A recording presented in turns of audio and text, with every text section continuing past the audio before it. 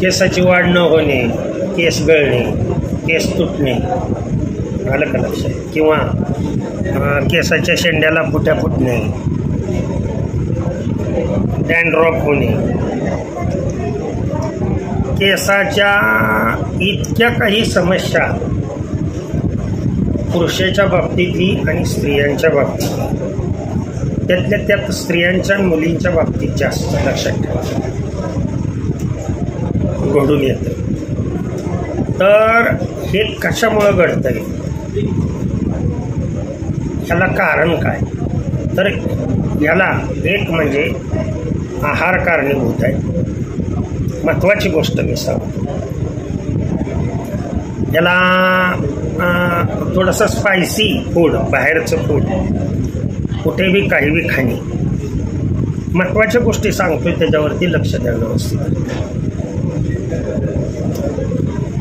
हे खाणं पहिल्यांदा अवॉइड केलं पाहिजे.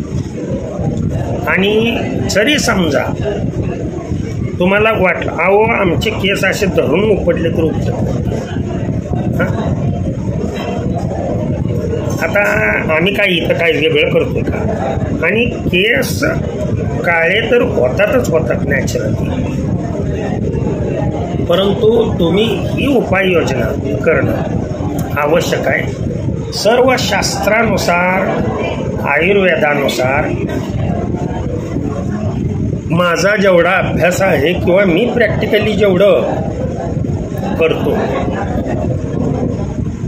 तेच तुम्हाला सांगायला लागतं. मला 15 दिवसाला केस कापावे लागतात, देण्यात आलं का तुमच्या, एवढी माझ्या केसाची वाढ. वस्तुस्थिती आहे ती सांगतोय, कारण तशा पद्धतीचा आहार, तशा पद्धतीची केसाची निगा हे आपण घेणं फार महत्त्वाच्या गोष्टी, परंतु आपण घेत नाही. जाऊ द्या मुख्य विषयाकडे मी वळतो. हे आहाराबद्दल तुम्हाला सांगितलं. जर तुमची केस गळती होत असेल किंवा केस पांढरे होत असतील, नॅचरली काळे तुम्हाला केस जर हवे असतील, तर हे मी उपाय तुम्हाला सांगतो, ते तुम्ही आवर्जून हे उपाय करावे आणि त्याचा परिणाम, रिझल्ट इतका चांगला आहे लक्षात ठेवा. कधी तुम्हाला म्हणजे दुसरं कशाची आवश्यकता भासणार नाही. तर काही पदार्थ मी सांगतो, घरच्या घरीच हे पदार्थ आहेत. सिक्के काही चूर्ण मिळतं, आलं का लक्षात, किंवा सिक्के काही च्या शेंगा मिळतात. शेंगा आणल्या तर त्याचं चूर्ण करून घ्यायचं, आत बी आहे ते बिया काढून टाकायच्या. एक एक एक एक एक एक वहीमध्ये नोट करून घ्या. त्यानंतर जास्वंदाची फुलं, आता सिकेकाई 100 ग्रॅम,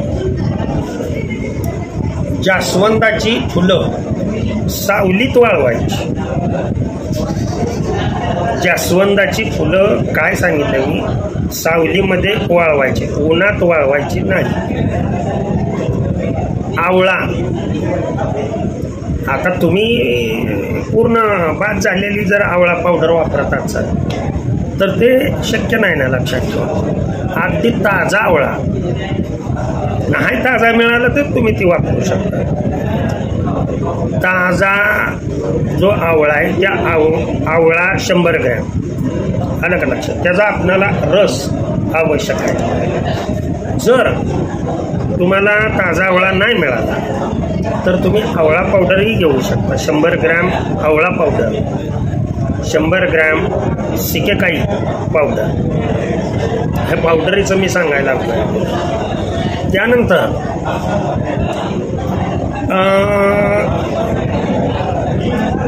आपलं सीताफळाची पानं सुद्धा लक्षात ठेवा, ही सावलीलाच वाळवायची. साधारण 50 ग्रॅम पानं. आणि हे जे सांगितलं मी, आपलं जास्वंदाची फुलं ती 50 ग्रॅम वाळवून 50 ग्रॅम भरली पाहिजे बरं का, लक्षात ठेवा. तसंच सीताफळाची पानंही वाळवून 50 ग्रॅम भरली पाहिजे. म्हणजे हे 4 वस्तू तर तुमच्या लक्षात आल्या. आणखीन एक महत्त्वाची गोष्ट आहे, कांदा. कांदा बारीक चिरायचा, सुपामध्ये ठेवायचा, सावलीलाच तो कांदा वाळवायचा.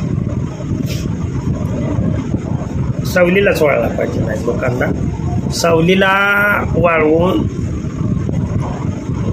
अगदी तुम्ही तोच कांदा न वाळवता जर समजा आहे तसा ठेवला, लक्षात आलं का? मी ज्या वेळेला ते तयार करायचं त्या वेळेला तुम्ही जरी कांदा वापरला तरी सुद्धा चालू शकेल. माझ्यामध्ये हे 4 पदार्थ तुमच्या लक्षात आले. पुन्हा एकदा सांगतो मी 4 पदार्थ. एक सांगितलं मी आवळा पावडर 100 ग्रॅम, दुसरं सांगितलं सिकेकाई पावडर 100 ग्रॅम, 50 ग्रॅम मी जास्वंदाची फुलं वाळवून सांगितलं, आणि 50 ग्रॅम तुळशीची पानं, हे जी आपली सीताफळीची पानं. सीताफळीची पानं जर नाहीत मिळाली तर रामफळीची पानं, त्या दोन्हीपैकी कुठलीही पानं चालतात. हे वाळवून त्याचं चूर्ण एकत्रित करून ते एका डबीमध्ये पूर्णपणे भरून ठेवा. आता पुढं काय करायचं बघा. या पावडरी केल्यानंतर 4 पावडरी एकत्रित केल्यानंतर आता पुढं ते डबीत भरून ठेवायचं. आहारामध्ये सांगतोय दररोज सायंकाळी 1 कांदा खायचाच. नीट लक्ष द्या, 1 कांदा दररोज सायंकाळी जेवण करताना खाणं आवश्यक आहे तुमच्या सगळ्याच आरोग्यासाठी. तो पांढरा असू द्या किंवा तांबडा असू द्या. आता पहा,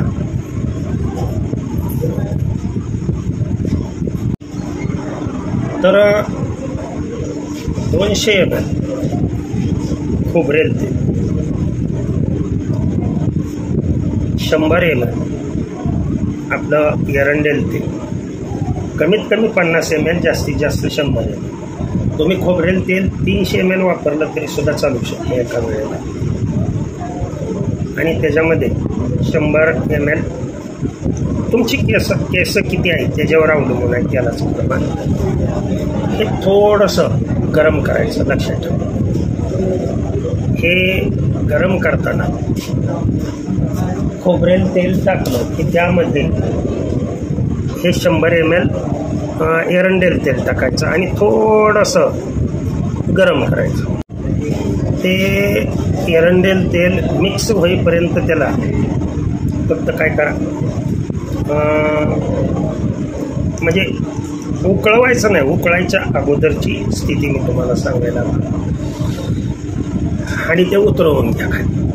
उतरवून घेतल्यानंतर 1 पांढरा कांदा आणि 1 तांबडा कांदा चिरायचा, बारीक करायचा, मिक्सरमध्ये त्याचा रस काढायचा.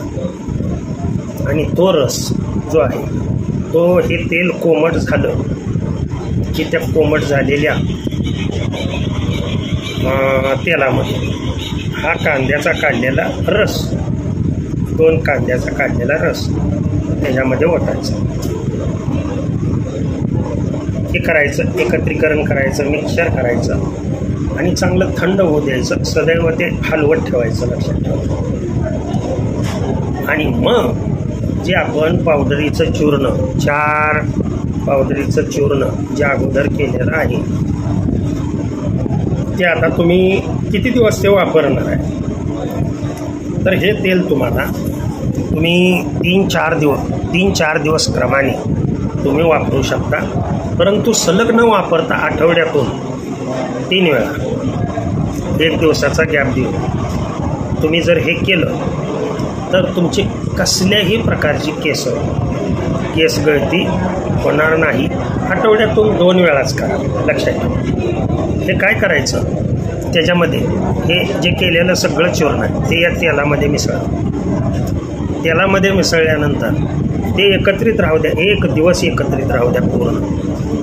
त्याला दिवसातनं 2-3 वेळा हलवायचं, लक्षात ठेवा. असं आलं का लक्षात? 1 दिवस तसं राहिल्यानंतर सायंकाळी ते असं पूर्णपणे जेवढी तुमची केस आहेत त्यातल्या त्यात असं हा पूर्ण भाग सायंकाळी झोपताना असं हातून असं पूर्णपणे लावून घ्या. पूर्ण केस जेवढी आहेत तेवढ्या सर्वाला लावायचं. पुन्हा काय करायचं, झोपताना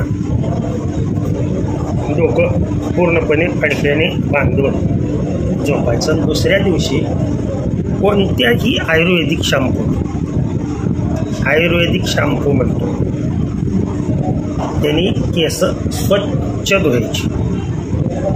अहो तुम्ही हा विचार का तुम्ही करत नाही की माझं वय 65 आहे का, माझ्या चेहऱ्यावर केसावरती कुठेही तुम्हाला फुटकुळी दिसणार नाही. केसही पहा या पद्धतीनं. मी कुठलंच केमिकल्स आणि एक सर्वात महत्त्वाची गोष्ट, तोंडाला जो तुम्ही साबण लावताय तो केसाला अजिबात लागता कामा नाही.